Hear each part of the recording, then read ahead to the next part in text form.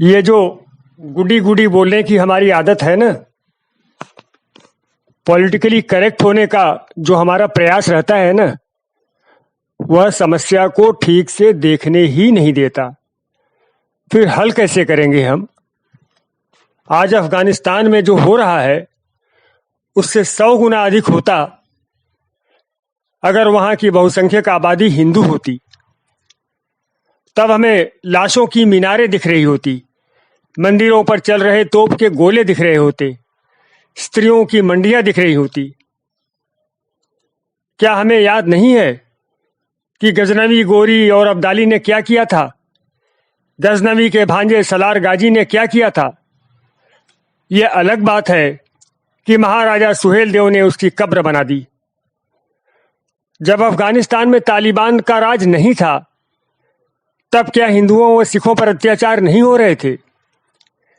तालिबान का अस्तित्व ही 1994 के बाद से है। उसके पहले वहां क्या हो रहा था?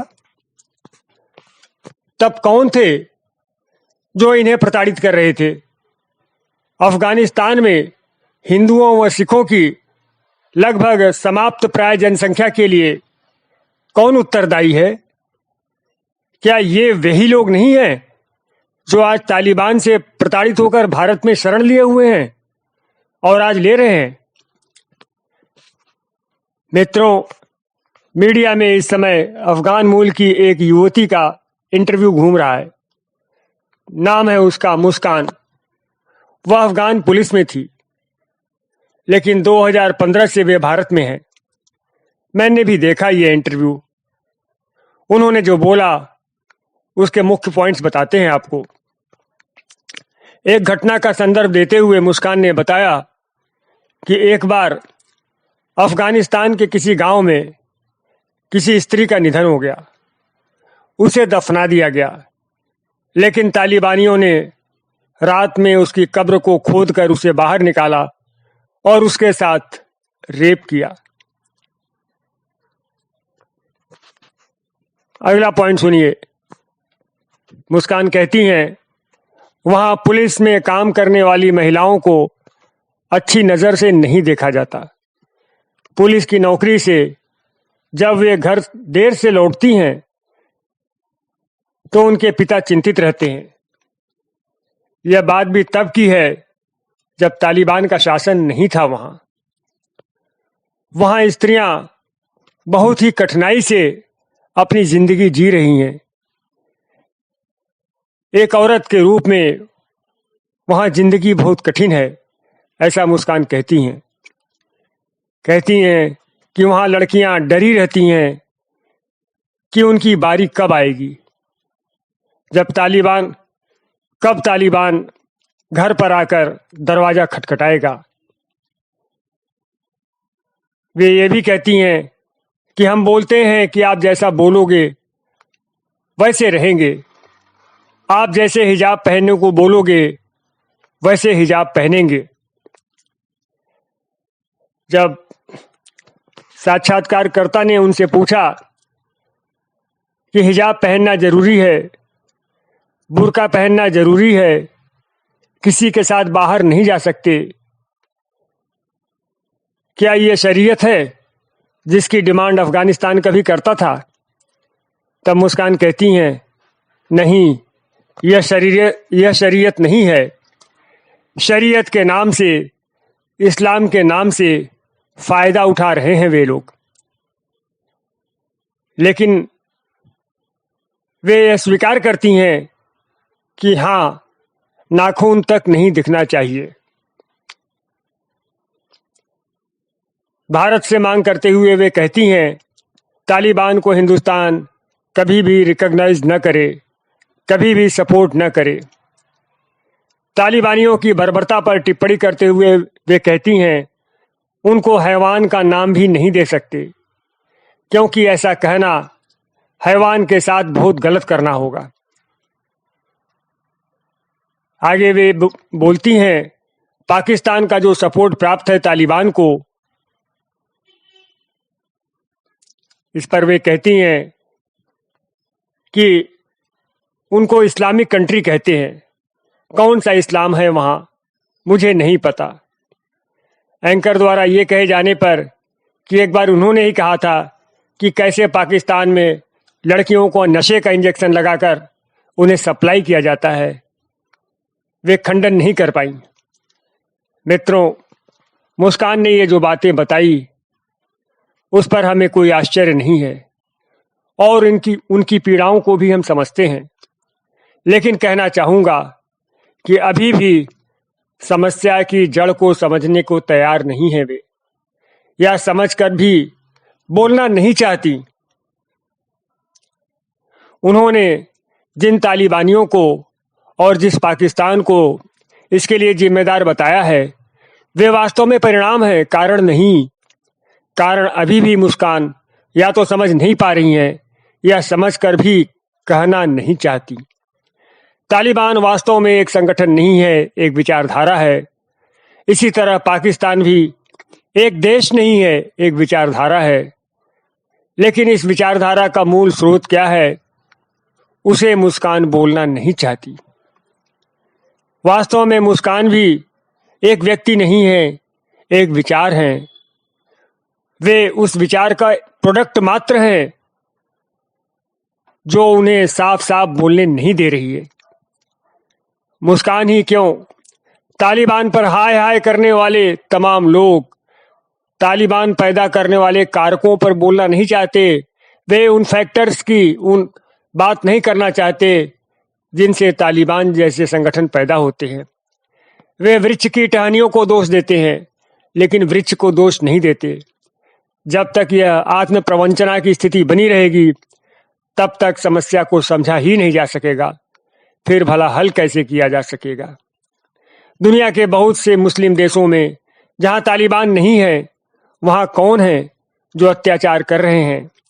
आईसिस कहां से आया, बोको हरम कहां से आया, Lebanon, Syria, Libya, Somalia, Nigeria, Yemen में क्या हो रहा है।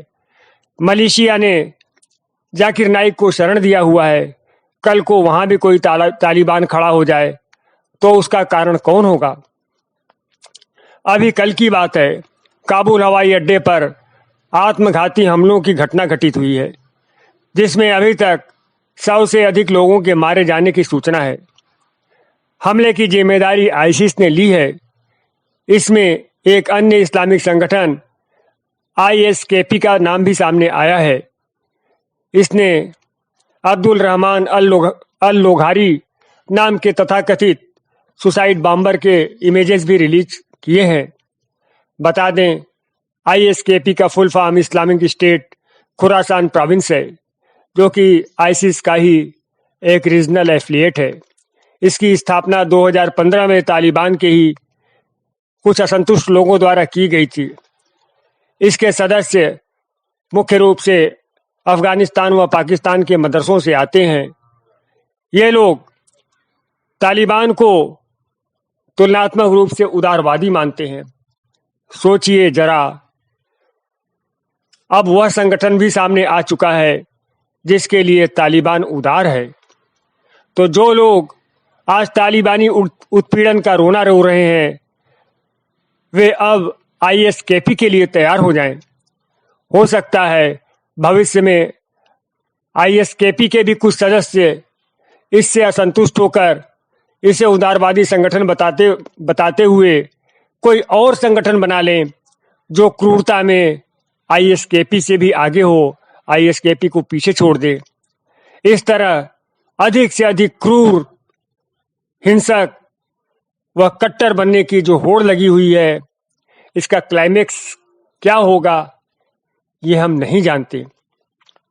लेकिन प्रश्न तो वही है कि तालिबान के उत्पीड़न का रोना रो रहे लोग क्या तालिबान की जड़ को समझने का प्रयास करेंगे? क्या वे इस बात की खोजबीन करने का प्रयास करेंगे कि अफगानिस्तान में जब इस्लाम का आगमन नहीं हुआ था तब वहां का वातावरण कैसा था? क्या वे यह जानने का प्रयास करेंगे कि अफगानिस्तान का प्राचीन इतिहास क्या है, प्राचीन संस्कृति क्या है और उस संस्कृति की क्या विशेषताएं थी? क्या वे इस बात को खोजने का प्रयास करेंगे कि किन परिस्थितियों में अफगानिस्तान के हिंदुओं और बौद्धों ने इस्लाम अपनाया, क्या वे सामूहिक रूप से इस गलती को सुधारने का प्रयास करेंगे? यदि नहीं, तो तालिबान और डबल तालिबान और triple Taliban and so on तो पैदा होते ही रहेंगे। आज अफगानिस्तान के लोगों को इस बात पर भी विचार करने की आवश्यकता है कि बीते दिनों में यहाँ के लोगों ने वसुधैव कुटुंबकम की भावना से ओतप्रोत भारत भूमि को कितने घाव दिए हैं। इसके बाद भी भारत के लोग उनके दुख से दुखी हैं और इस दुख के दूर होने की कामना करते हैं। हाल ही में भारत में रह रहे अफगान शरणार्थियों ने यूएनएचसीआर कार्यालय के सामने प्रदर्शन किया और कहा कि उन्हें शिक्षा, रोजगार जैसी सुविधाएं नहीं उपलब्ध हो पा रही हैं। लेकिन तब उन्होंने प्रदर्शन क्यों नहीं किया था जब अफगानिस्तान में हिंदुओं व सिखों का उत्पीड़न हो रहा था? ऐसा करने में उन्हें कोई समस्या भी नहीं थी, कोई खतरा भी नहीं था, क्योंकि वे अफगानिस्तान में नहीं भारत की भूमि पर थे और सुरक्षित थे। भारत में रह रहे अफगान शरणार्थियों के साथ कितना अच्छा व्यवहार होता है, इसकी गवाही स्वयं यहाँ रह रहे अफगानी लोग देते हैं। यह अलग बात है कि अफगानिस्तान में रह रहे अफगानिस्तान के ही हिंदू व सिख नागरिकों को वहाँ जमकर सताया गया है और सताया जा रहा है। लेकिन क्या अफगानिस्तान के लोग भारत की सद्भावनाओं का कोई मूल्य समझ पाएंगे? क्या ऐसी महान संस्कृति का आदर कर पाएंगे? क्या कभी समझ पाएंगे कि कैसी रंग बिरंगी संस्कृति है यह? उल्लास है, प्रसन्नता है, प्रेम है। केवल मनुष्यों के लिए ही नहीं, पूरी सृष्टि के लिए प्रेम है। हर त्योहार एक रंग है, उमंग है। नृत्य, संगीत, चित्रकला, मूर्तिकला, ज्ञान, विज्ञान, दर्शन, ज्योतिष और जीवन के चरम लक्ष्य उस महान सत्ता से एकाकारिता की भावना। कल्याणमयी है यह संस्कृति। सुख, संपन्नता, प्रसन्नता की वाहक है यह संस्कृति। जहाँ जहाँ यह संस्कृति मिटी, वहाँ वहाँ अशांति व विपन्नता आई। पाकिस्तान व अफगानिस्तान इसके उदाहरण हैं। और हाँ, एक प्रश्न भारत के उन लोगों से भी है जो तालिबानी शासन का समर्थन कर रहे हैं और उसके आगमन पर उत्साहित हैं। हालांकि इस शासन के अधीन वे शायद ही रहना चाहें, लेकिन उनसे प्रश्न यह है कि मान लीजिए, वैसे तो ये होने वाला नहीं है, लेकिन दिल बहलाने के लिए मान लीजिए कि भारत में इस्लामिक शासन स्थापित हो जाए और इस्लामीकरण की प्रक्रिया के अंतर्गत बाकी सारे लोग मुसलमान हो जाएं, तो क्या होगा? तब क्या वे सुख, शांति व समृद्धि से यहाँ रह पाएंगे? मैं क्या बोलूं? वे स्वयं आंखें बंद करें और हृदय पर हाथ रखकर सोचें।